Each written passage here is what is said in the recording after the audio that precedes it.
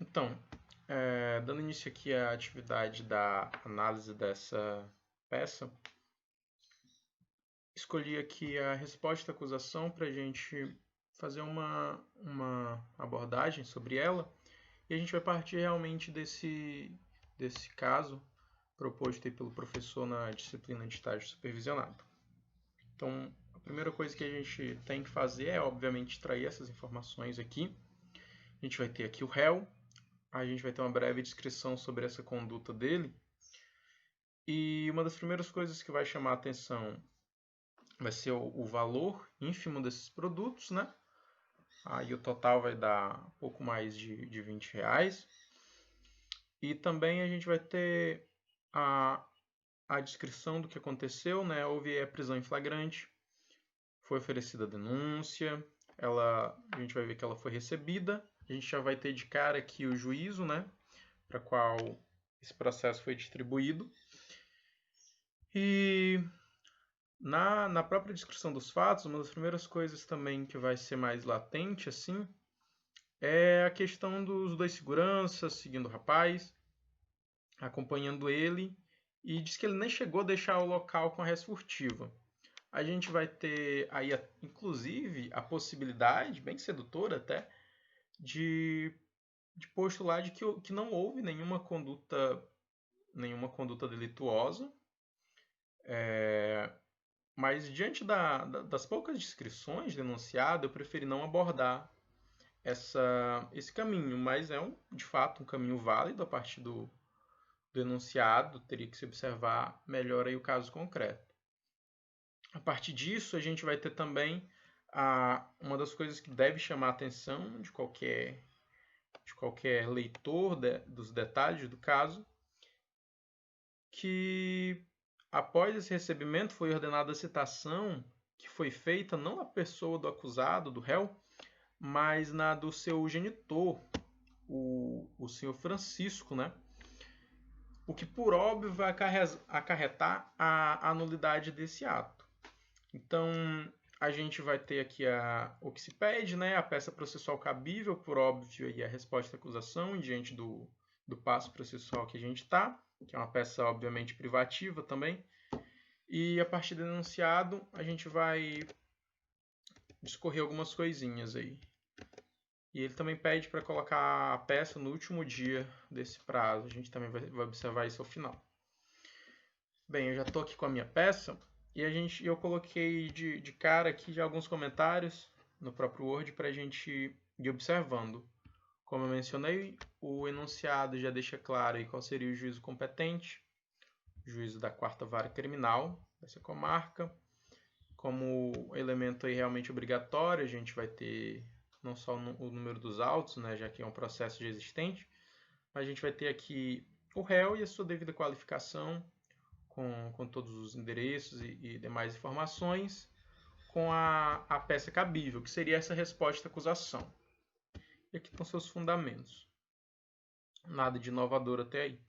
Quanto à descrição dos fatos, a gente vai ter a alegação por parte do parquet de que o réu teria subtraído de forma qualificada, né, mediante essa destreza aí, esses objetos. A gente vai ter aqui já a soma do quantum que eu coloquei, qual seria o valor desses bens, onde ocorreu o fato também, e a descrição do que foi relatado, de que o rapaz nem chegou a deixar o local. Isso também, mesmo não abordando a tese de que não houve nenhuma conduta delituosa, no sentido de dele não ter deixado o local, é um fato importante para que a gente aborde mais à frente também. A gente teve o recebimento da denúncia e a posterior determinação de que o réu fosse citado. Quanto à parte do direito, que é a parte que mais nos interessa, de cara a gente vai ter aqui de forma muito, muito clara que houve uma nulidade no caso até então, que é em relação à citação. Eu, particularmente, gosto de destacar que nesse caso aqui é algo que é sanável, sem nenhum problema, e que, pelo menos do ponto de vista da defesa, não vale a pena postergar, pedir a nulidade da citação já feita no sentido de que se espeça um novo mandado e tudo mais, até porque o próprio 570 lá do CPP, ele já disse que se o réu, através da sua defesa, se manifestar, né, se apresentar aí aos autos, isso é uma questão totalmente sanável, não teria maiores problemas, mas é muito importante que isso seja alegado em fase preliminar para que o processo tenha um desenrolar rígido, né, que se observe realmente o devido processo legal. Trazendo a lume essa questão, a gente vai ter aí essa alegação, né, de que, na verdade, a citação ocorreu na pessoa do seu genitor, mas, de qualquer forma, a gente vai pedir que essa peça seja aceita como resposta e o devido prosseguimento do feito. Vamos, então, para a primeira questão de mérito, propriamente.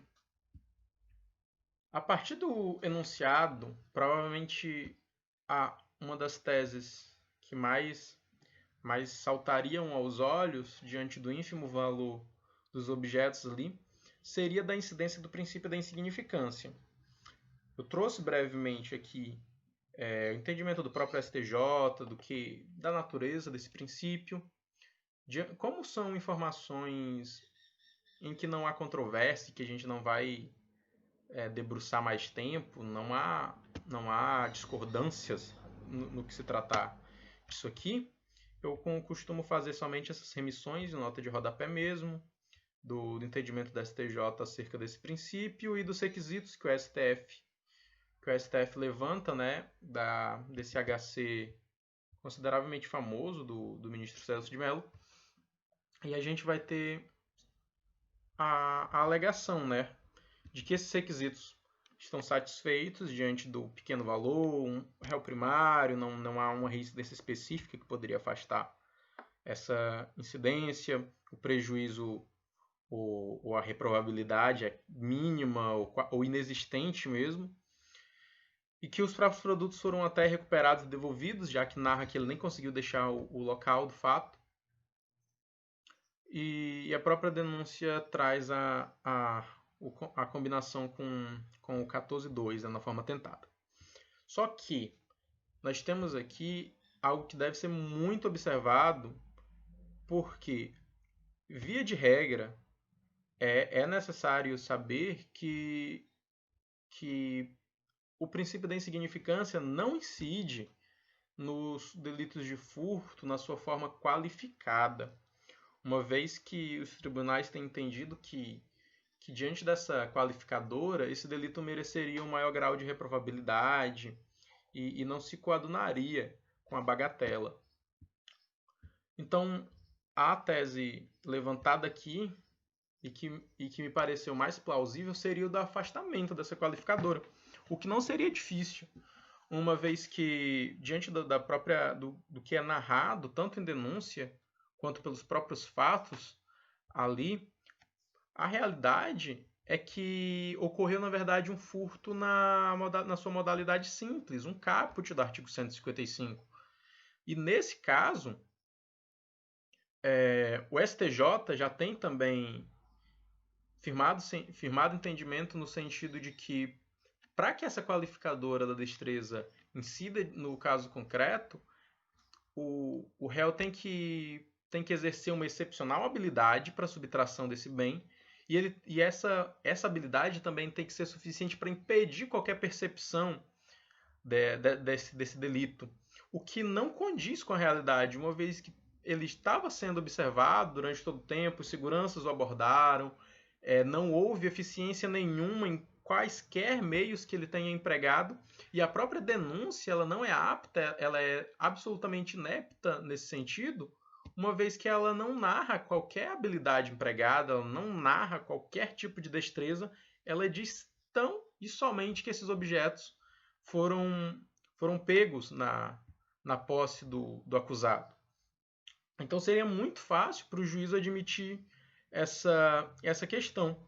Então, para compatibilizar os fatos, a gente vai pedir aqui, desde já, o afastamento dessa qualificadora, para que o delito seja entendido na sua forma simples.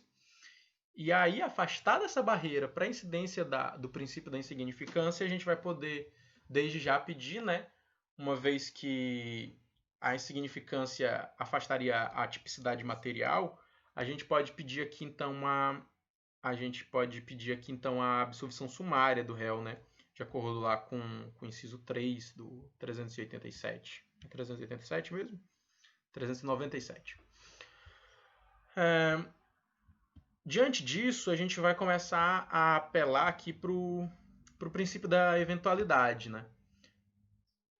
Uma vez que essa tese, tão bem defendida aqui em relação, e sedutora, né, também, no sentido da insignificância, a gente vai ter aqui a possibilidade de arguir o benefício da suspensão condicional do processo, previsto lá na lei dos juizados. Ele é um benefício oferecido para o réu quando o delito tem uma pena mínima igual ou inferior a 1 ano. E o nosso primeiro problema aqui com esse benefício vai ser convencer o juiz de que a denúncia é passível de ser oferecido esse benefício, uma vez que ele foi denunciado pelo furto qualificado.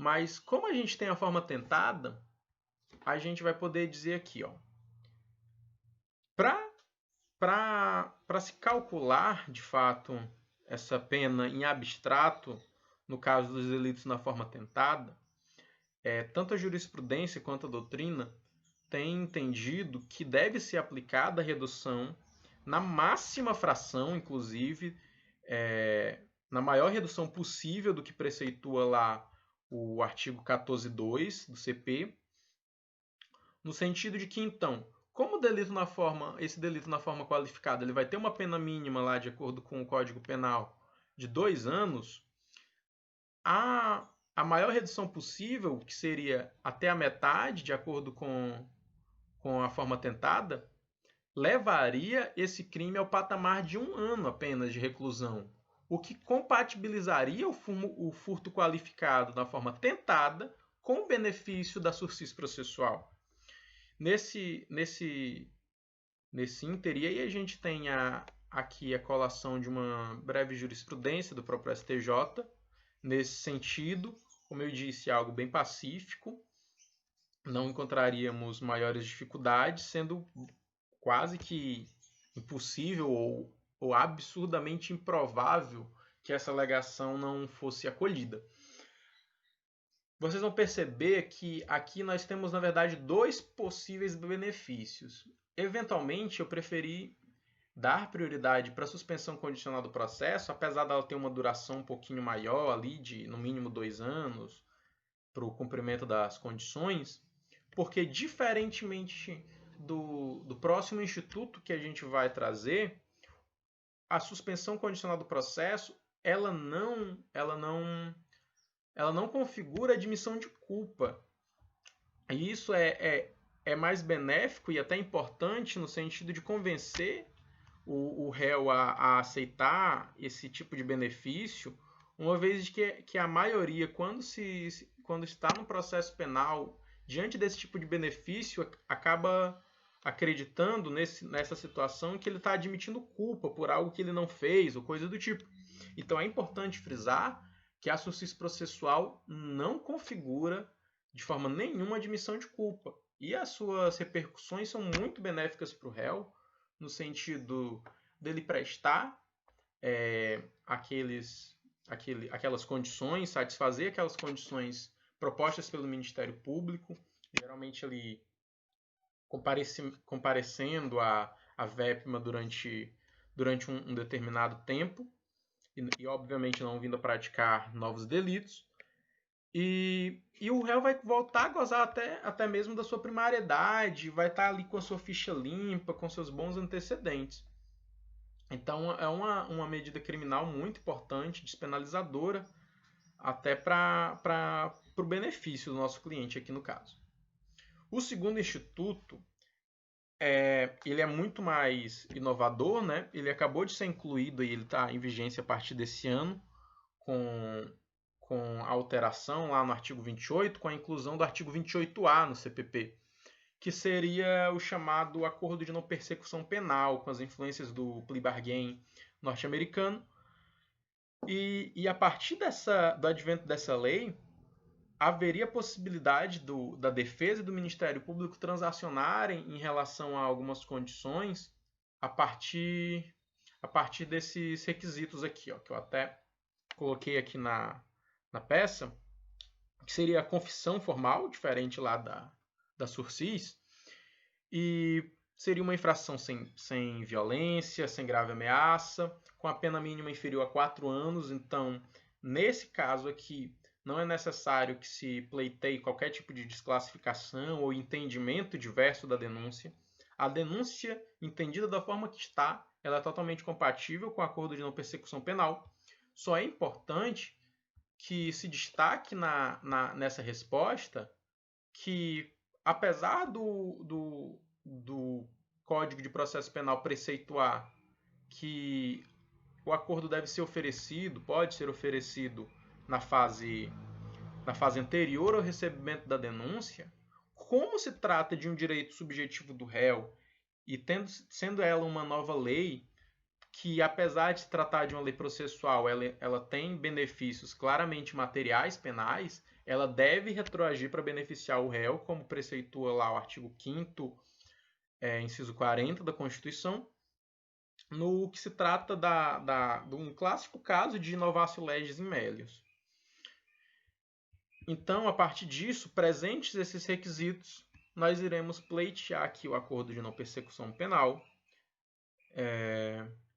E para isso, eu coloquei uma outra observação também aqui, que seria o ideal sempre lembrar de pedir que, como a lei preceitua que esse acordo deve se dar antes do recebimento da denúncia, é interessante, primeiramente, pedir para o juízo revogar a decisão de recebimento, tanto para uma maior compatibilização do que preceitua a própria lei, mas também porque, diante de um cenário de uma possível infração, do descumprimento das condições desse acordo, o processo voltaria a correr e teríamos aí algumas complicações em relação a prazos e tempos decorridos, né?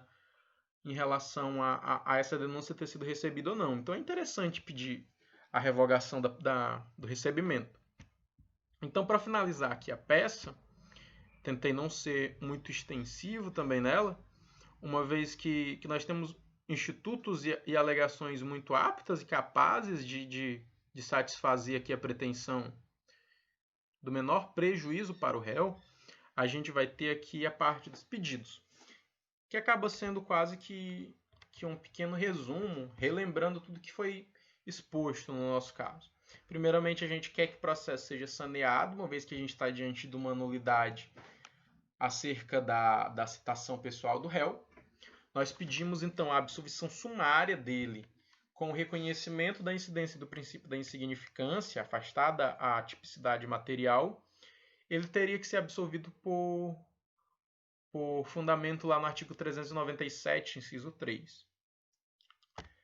Eventualmente, se esse não fosse o entendimento do juízo, nós pedimos então que sejam concedidos os benefícios da suscís processual, e para isso que seja designada aí, né, uma audiência para proposta por parte do membro do Ministério Público. E ainda, eventualmente, nós pedimos o reconhecimento do direito subjetivo do réu de poder transacionar com o parquet nesse acordo de não persecução penal, e pedindo também lá, né, a revogação desse recebimento da denúncia. E aí pediríamos vistas para o MP para poder prosseguir, já que o acordo de não persecução penal ele não se dá em juízo, é o próprio Ministério Público que operacionaliza essa questão aí. Nesses termos, pedimos o deferimento.